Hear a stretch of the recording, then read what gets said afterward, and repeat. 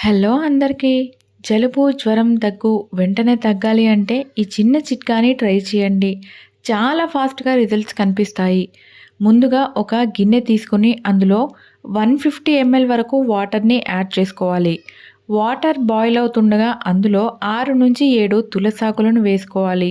అలాగే 1 inch size అల్లాన్ని crush చేసి యాడ్ చేయాలి.